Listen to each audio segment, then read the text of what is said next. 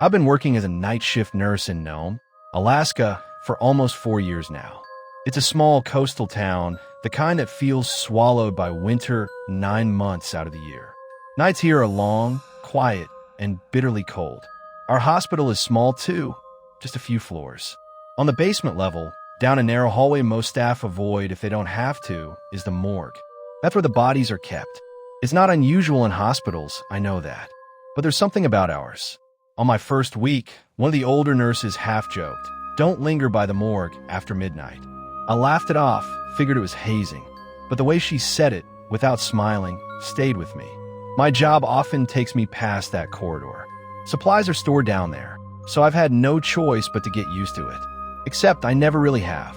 It started with sounds. Footsteps when no one else was scheduled downstairs. Not heavy ones.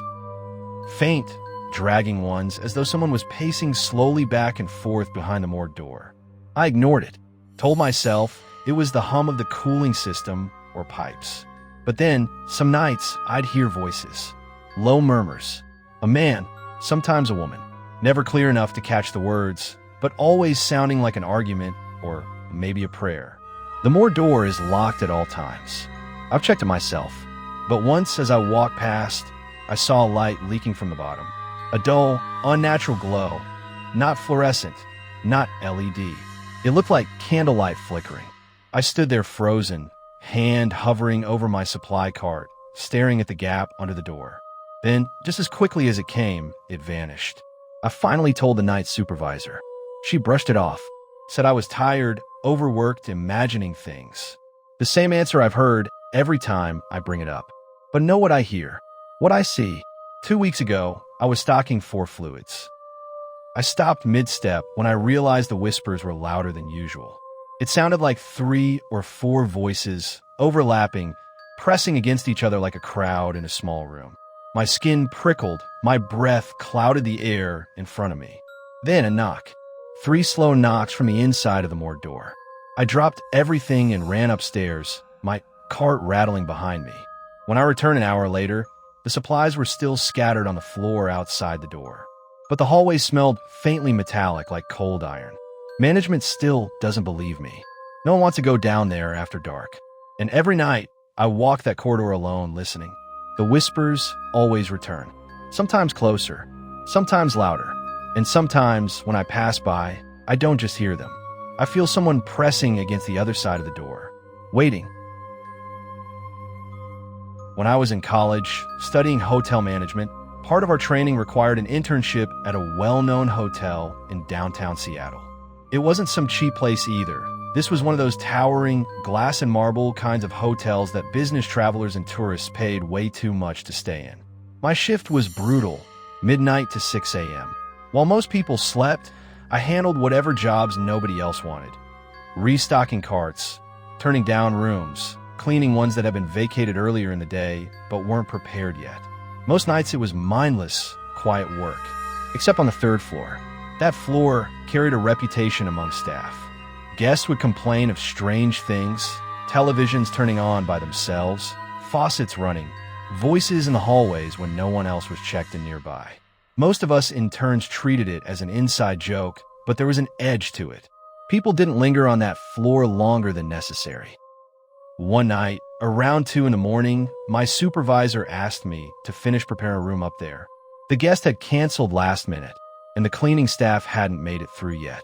I didn't think much of it. I grabbed my cart and took the elevator to the 3rd floor. The moment the doors opened, something felt off. The hallway was colder than the rest of the building, not the fresh cool of air conditioning, but a heavy, stale cold that clung to the walls. My footsteps echoed sharper there, as if the carpet swallowed less sound. The room I was assigned was at the far end. I swiped my key card, stepped inside, and immediately noticed how still the air was. Hotels always have a faint hum of ventilation, the sound of traffic through the windows, but this room felt sealed off from the outside world. Too quiet. I wheeled my cart in, started with the basics, emptying trash bins, straightening the bed.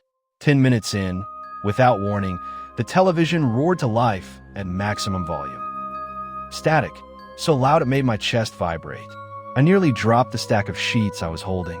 The remote sat untouched, on the nightstand. I hurried over and turned the TV off. The room fell silent again, but not comfortably silent. More like a pause, like something was waiting. Then, from the bathroom, I heard water dripping. Slow, deliberate drops, even though I hadn't touched the faucet. When I checked, the sink was dry.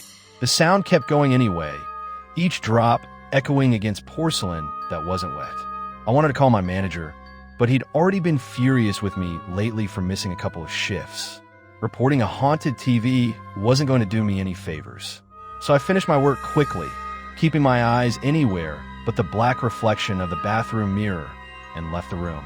I didn't tell anyone. A few nights later, I was assigned the same room again. This time, I hesitated in front of the door longer than I should have. I swiped the card, pushed the door open, and forced myself to act normal.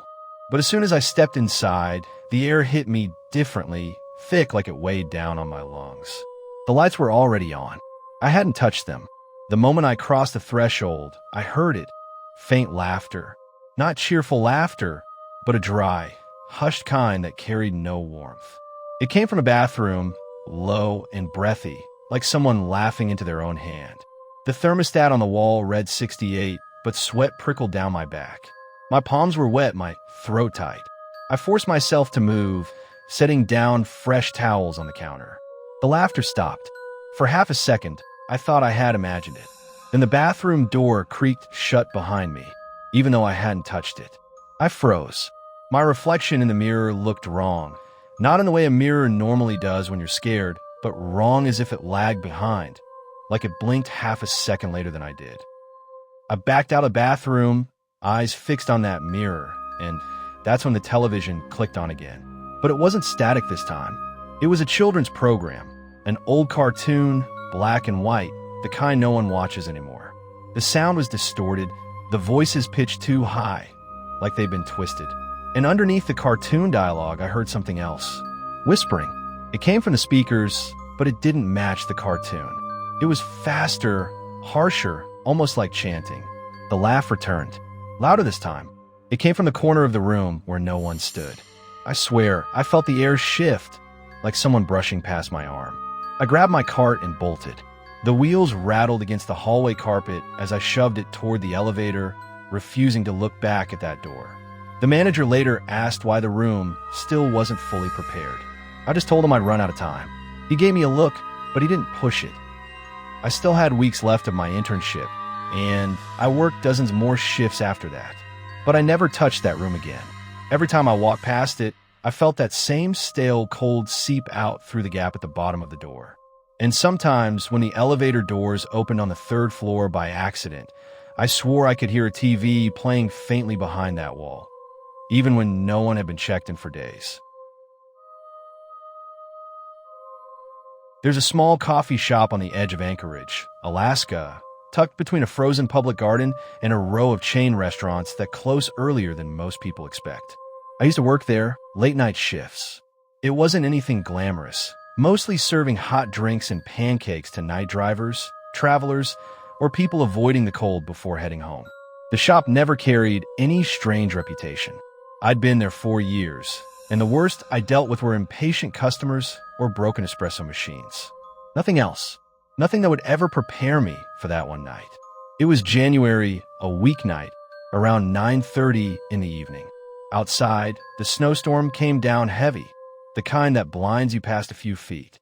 The forecast hadn't mentioned it, so we weren't ready. The roads cleared fast, and before long, I was the only person in the shop. No customers, no cars in the lot, just me and the storm outside, battering against the glass. Then the power cut out. Every light in the place went black. The espresso machine stopped. Even the little hum of the fridge went dead. I tried the landline. Nothing. My phone had no service either. I was sealed in silence except for the wind outside. I told myself it was fine. We had backup lights, and storms killed power all the time. But I couldn't shake how exposed the shop felt.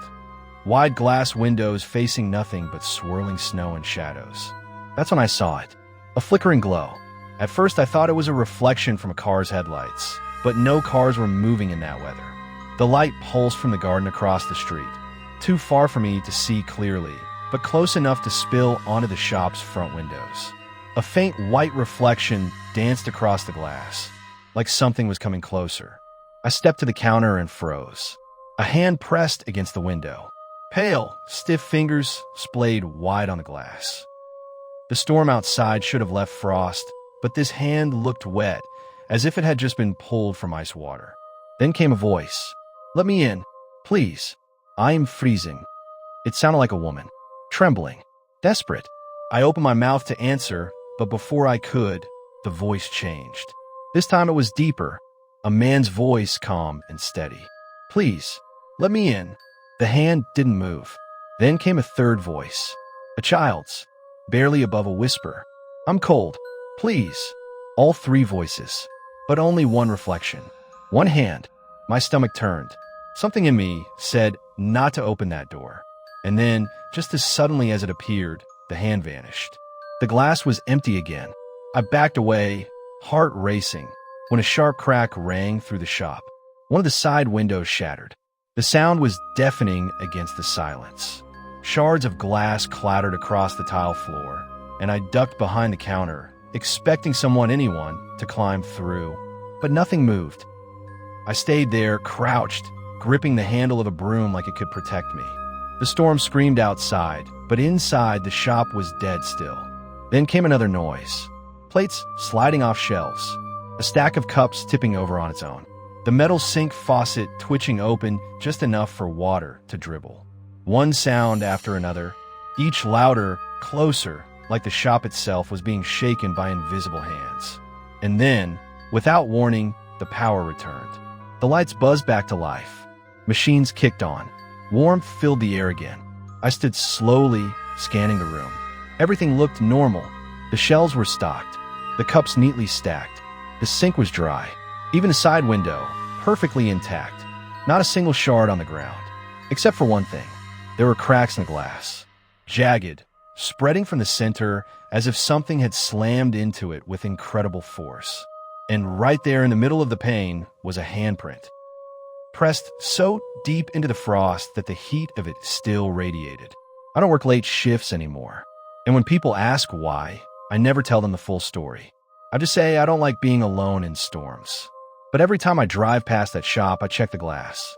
And I swear, sometimes I see that faint reflection waiting on the other side. Back in 2000, I landed a job at a call center. It wasn't glamorous, but the pay was decent for someone fresh out of school. The strange part wasn't the work itself, but the location.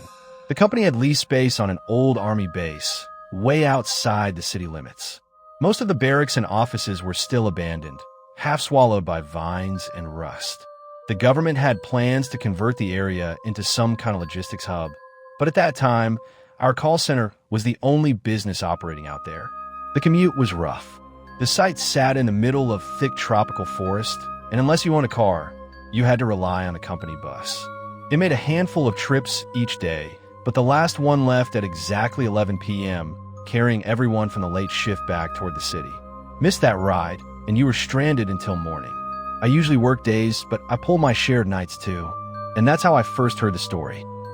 One night, a busload of employees clocked out, boarded the last shuttle, and began the usual 30-minute drive down the isolated road that cut through the forest. The road itself was unsettling. On one side, a line of crumbling old military buildings, windows boarded or shattered. On the other side, a wide clearing that stretched toward dense trees.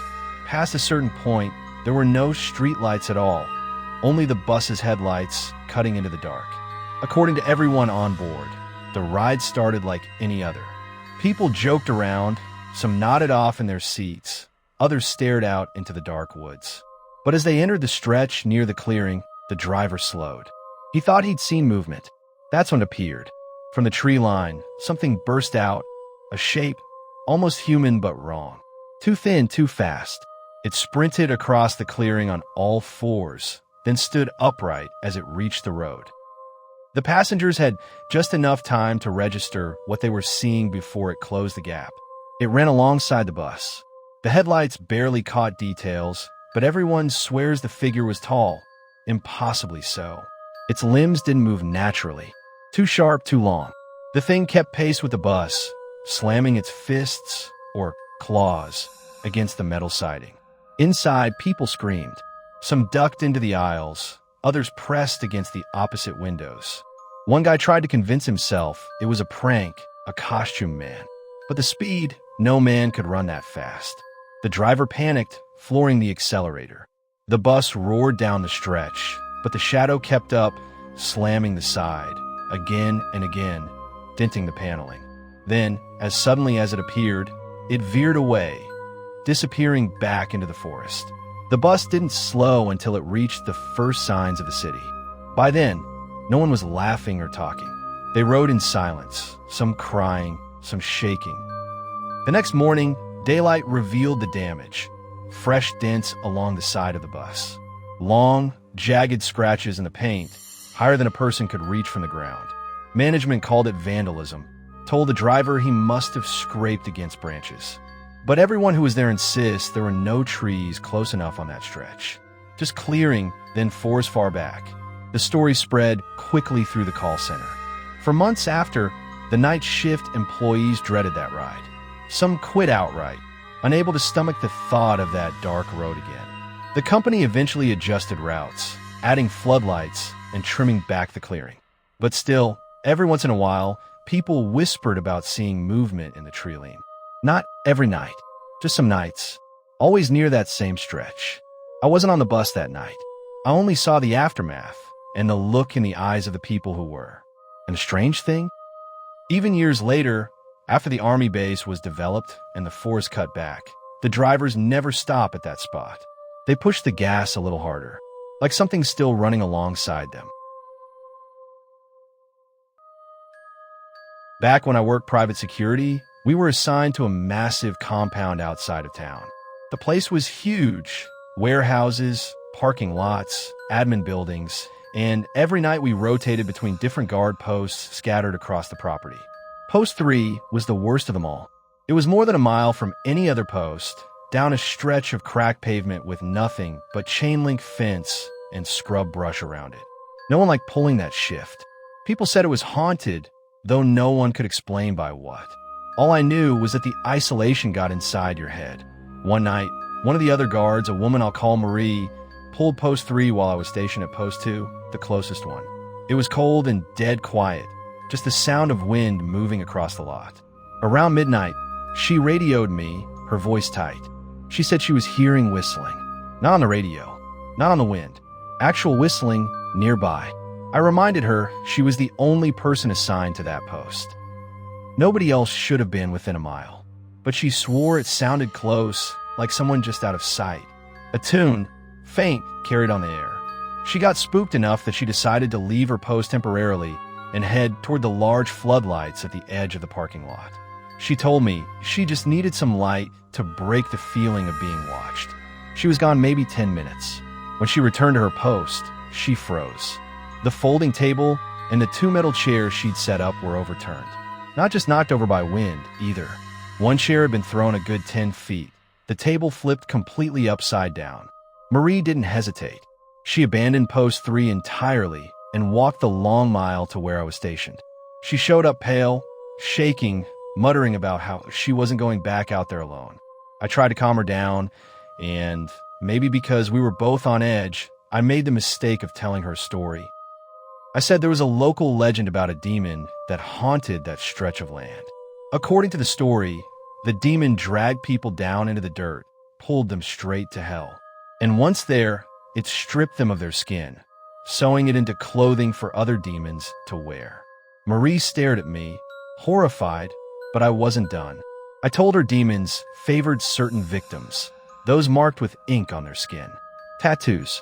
Marie had sleeves. Her arms and neck were covered. She cursed me out, told me it wasn't funny, but the look in her eyes told me she half believed it anyway. She refused to go back to Post 3 that night, and honestly, I didn't blame her. I wouldn't have either. Here's the thing, I made that legend up on the spot. But after I said it, word spread. Other guards started claiming they'd seen things near Post 3. Whistling in the dark. Shadows standing at the tree line. Tables or chairs moved when no one was looking. Some of them said the story about the demon wasn't mine at all, that it had been around long before we worked there. I don't know if that's true, or if my joke just planted itself in people's heads. But I didn't know Marie quit 2 weeks later. She told me she couldn't take another night anywhere near Post 3. And sometimes, even now, when the night is quiet enough, I think about her shaking voice on the radio, swearing she heard that tune. And I wonder if maybe she wasn't imagining it.